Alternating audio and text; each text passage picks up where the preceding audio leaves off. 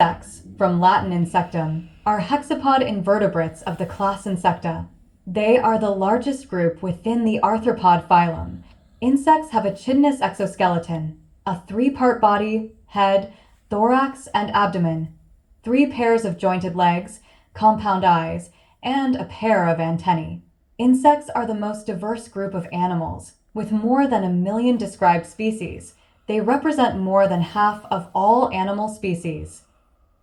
The insect nervous system consists of a brain and a ventral nerve cord. Most insects reproduce by laying eggs. Insects breathe air through a system of paired openings along their sides, connected to small tubes that take air directly to the tissues. The blood, therefore, does not carry oxygen. It is only partly contained in vessels, and some circulates in an open hemocoel. Insect vision is mainly through their compound eyes, with additional small ocelli. Many insects can hear using tympanal organs, which may be on the legs or other parts of the body. Their sense of smell is via receptors, usually on the antennae and the mouth parts. Nearly all insects hatch from eggs. Insect growth is constrained by the inelastic exoskeleton, so development involves a series of molts. The immature stages often differ from the adults in structure, habit, and habitat. Groups that undergo 4-stage metamorphosis often have a nearly immobile pupa. Insects that undergo 3-stage metamorphosis lack a pupa, developing through a series of increasingly adult-like nymphal stages. The higher-level relationship of the insects is unclear. Fossilized insects of enormous size have been found from the Paleozoic era, including giant dragonfly-like insects with wingspans of 55 to 70 centimeters, 22 to 28 in. The most diverse insect groups appear to have co-evolved with flowering plants.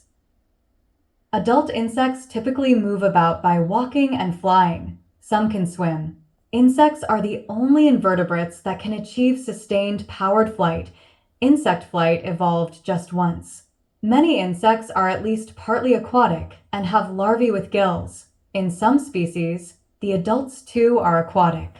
Some species, such as water striders, can walk on the surface of water.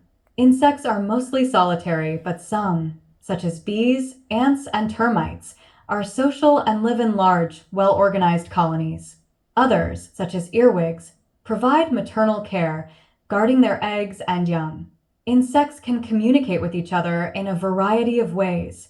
Male moths can sense the pheromones of female moths over great distances. Other species communicate with sounds.